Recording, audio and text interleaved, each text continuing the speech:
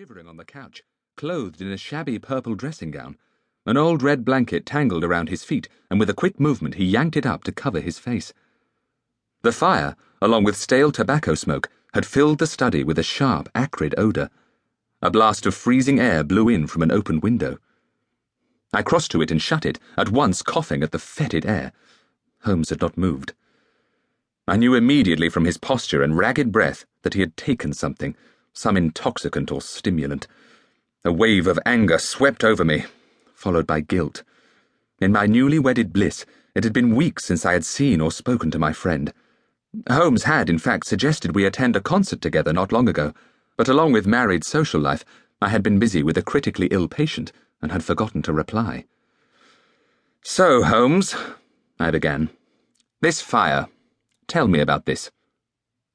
No response. "I understand that you were imprisoned briefly.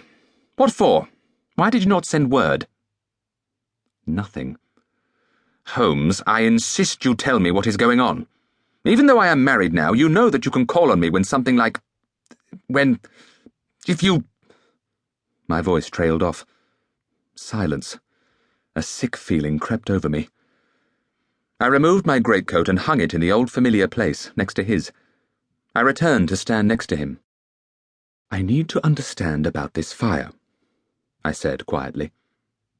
A thin arm emerged from the ragged blanket and waved vaguely. "Accident." In a flash, I grabbed his arm and yanked it into the light. It was, as Mrs. Hudson said, covered with bruises and one substantial cut. On the transverse side was something more alarming, the clear evidence of needle marks. Cocaine. "Damn it, Holmes! Let me examine you. What the devil happened in jail? And why were you there?" With surprising strength, he wrenched his arm away and curled into the blanket. Silence. Then finally, "Please, Watson, I am fine. Go away." I paused. This went far beyond the occasional dark mood I'd witnessed in the past. He had me worried. Sitting down in the armchair facing the couch, I vowed to wait this out. As the mantelpiece clock ticked and the minutes turned into an hour, my concern deepened. Some time later, Mrs. Hudson entered with sandwiches, which he refused to acknowledge.